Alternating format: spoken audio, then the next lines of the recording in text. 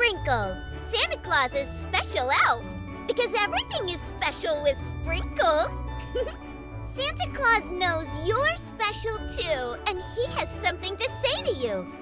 So listen close as Santa Claus shares holiday cheer with you.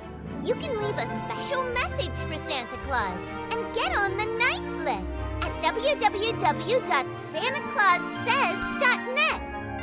Now here is the big man himself, Santa Claus!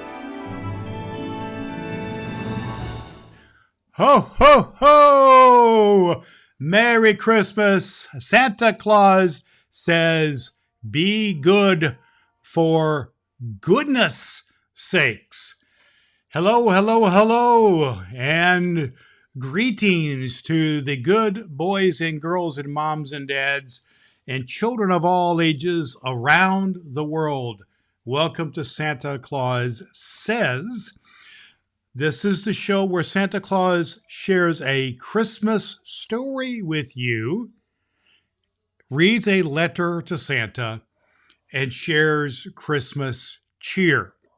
You can always go to santaclaussays.net, and that is the place where you can talk to me, Santa Claus.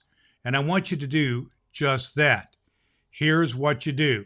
You go to santaclaussays.net, and that's the place where you'll find a place right there on my website. If you need some help, have someone help you to go to that website, and you'll find a place to leave me a message.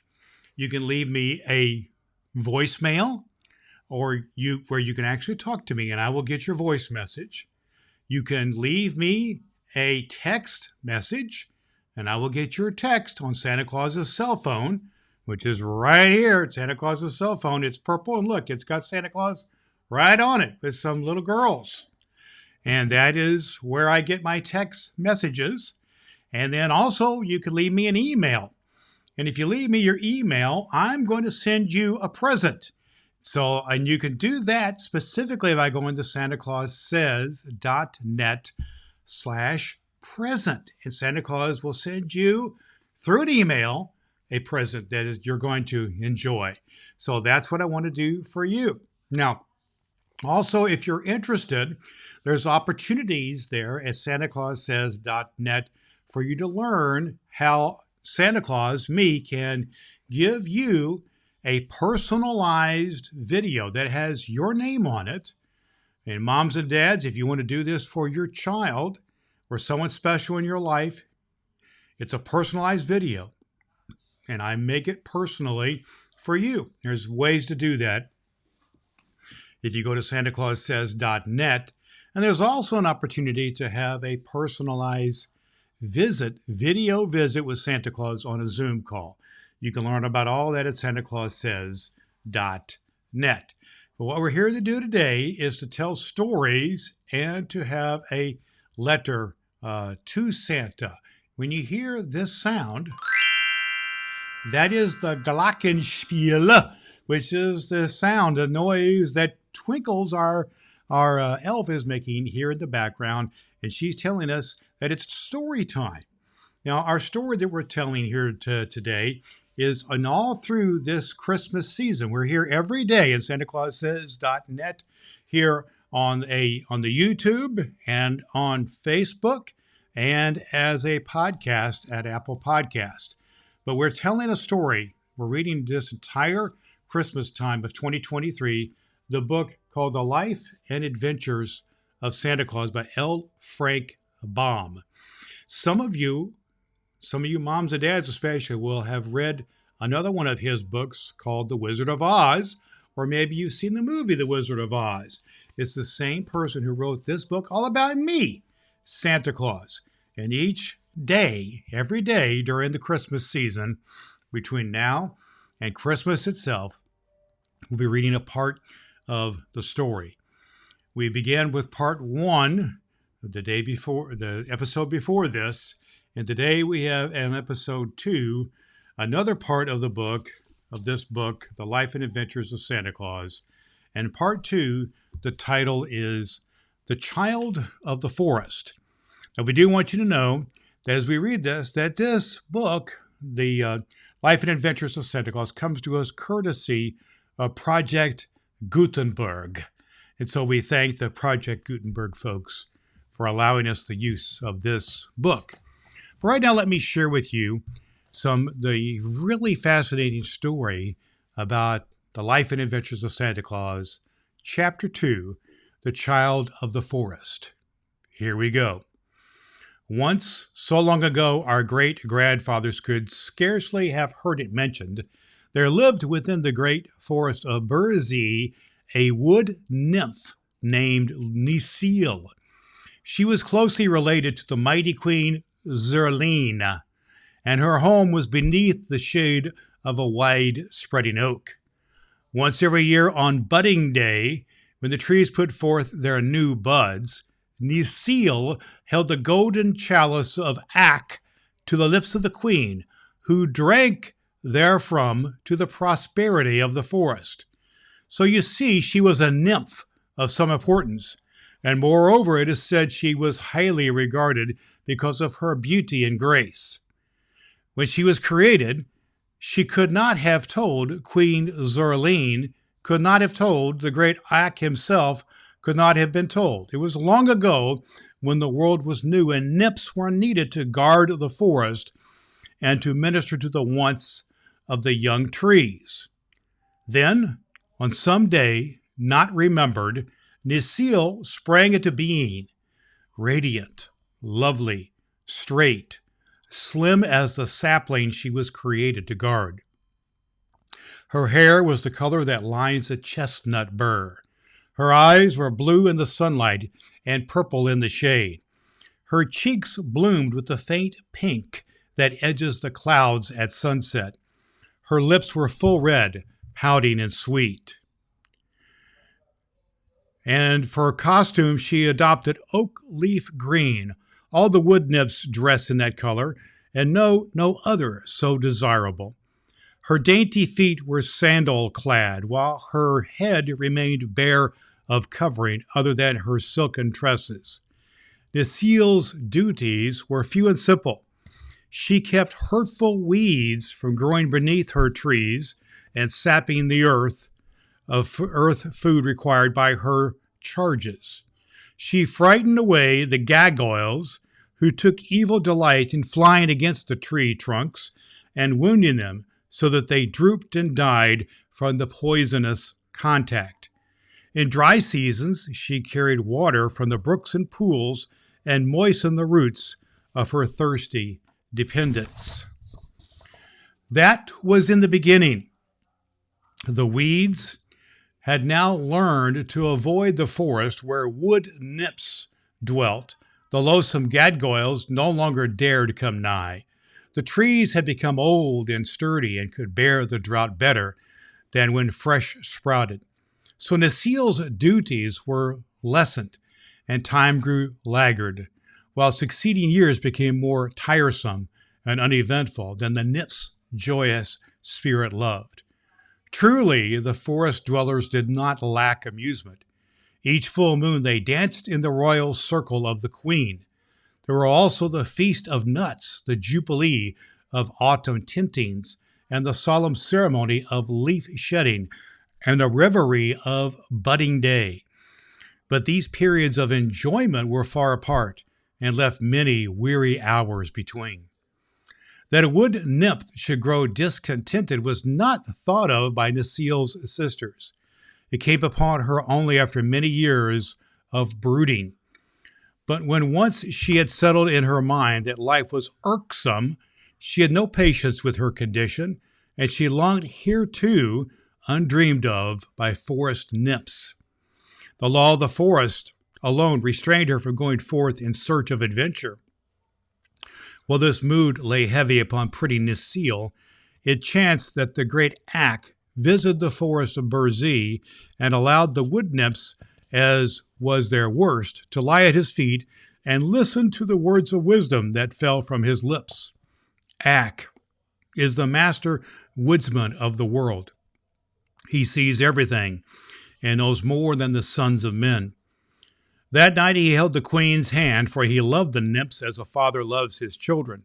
and Necile lay at his feet with many of her sisters, and earnestly hearkened as he spoke.